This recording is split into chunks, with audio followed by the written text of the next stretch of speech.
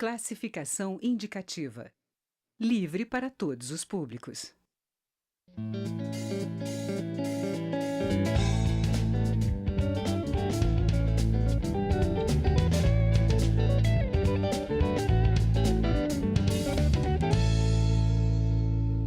Olá! Está na pauta do Supremo Tribunal Federal uma ação apresentada em março de 2017 pelo partido PSOL, que questiona a legislação que proíbe o aborto até a 12ª semana de gestação. Hoje, o aborto só é permitido no Brasil em casos de risco de vida para a mulher, estupro ou anencefalia do feto.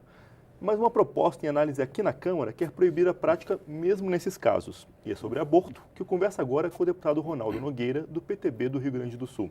Olá, deputado. Bem-vindo à Palavra Aberta. Obrigado, é um privilégio participar do programa. Deputado, essa é uma questão polêmica e que o Judiciário pegou para ele, não é isso? Explica a sua opinião para a gente. A Constituição Federal, ela define a competência dos três poderes: Poder Legislativo, Executivo e Judiciário. Define a competência de cada um. Quando um poder procura usurpar a competência do outro, fragiliza a democracia. Não acredito que o Supremo Tribunal Federal insista nessa questão, porque cabe ao Poder Legislativo a competência de legislar. E por que o senhor acha que isso está acontecendo? Primeiro, é um tema polêmico, porque envolve princípios, inclusive religiosos, a visão de interpretação do nosso próprio sistema jurídico, e é um tema presente no mundo. Agora, a Constituição Federal brasileira, ela dá garantias de direito à vida a todas as pessoas. E você violar o direito à vida, você estará perdendo a legitimidade para reivindicar qualquer outro direito. E por que o senhor acha que o Judiciário está tomando essas decisões, muitas vezes, não só essa, que deveriam, como o senhor falou constitucionalmente, caberiam ao Legislativo, não é isso? Primeiro, é muito importante que cada agente político que esteja inserido da devida investidura respectiva ao poder a qual ele pertence, ele tenha a legítima noção de até onde vai o limite das suas competências. Esse é um princípio fundamental. Talvez pela própria inércia do poder legislativo no que diz respeito à celeridade para demandar e deliberar a respeito desses temas que estão presentes no dia a dia da sociedade, isso possa abrir essa oportunidade para invasão de competências que são exclusivas do Poder Legislativo. Não somente o Judiciário, mas o próprio Poder Executivo sistematicamente invade competências que são exclusivas do Poder Legislativo. Então, o Legislativo está sendo atacado por todos os lados nas suas prerrogativas originárias da Constituição. O Poder Legislativo, ele é o poder mais exposto, ele é o poder mais transparente também, e é o poder que age com a devida transparência, a devida publicidade quando precisa julgar atos do que diz respeito a comportamento inadequado de seus integrantes. E isto leva ao Poder Legislativo uma certa vulnerabilidade no que diz respeito da visão de fora para dentro. Agora, cabe ao parlamento resistir. Nós precisamos urgentemente formar uma barreira de contenção para dar garantia da própria democracia no Brasil, no que diz respeito à salvaguarda das prerrogativas que são de exclusividade do Poder Legislativo. Certamente, né, deputado? E, deputado, além da questão judiciária, né, constitucional que a gente falou, eu imagino que o senhor também tem uma posição pessoal quanto a essa questão, né, do aborto. Nós não podemos admitir, sobre qualquer pretexto, que você viole o direito da vida de um outro ser.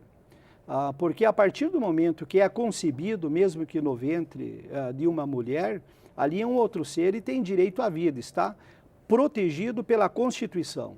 Nós não podemos entender que a vontade alheia possa fazer uma intervenção, muitas vezes de certa forma, cruel e interromper a vida daquele ser que começa a se formar.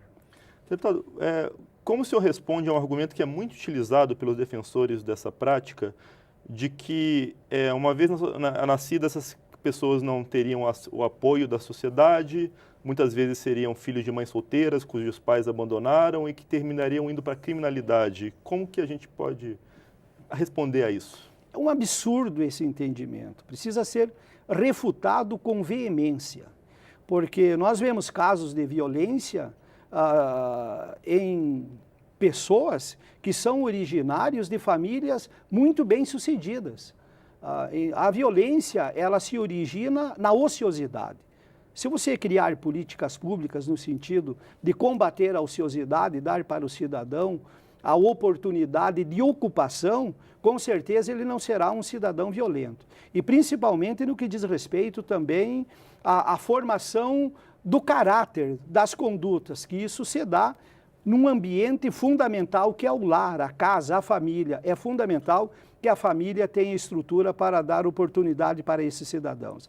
Esta tese de que essa criança que porventura se origine de uma mãe solteira ou de uma gravidez indesejada, ele possa ser um cidadão violento, um cidadão não benquisto pela sociedade, essa é uma desculpa muito esfarrapada que não procede.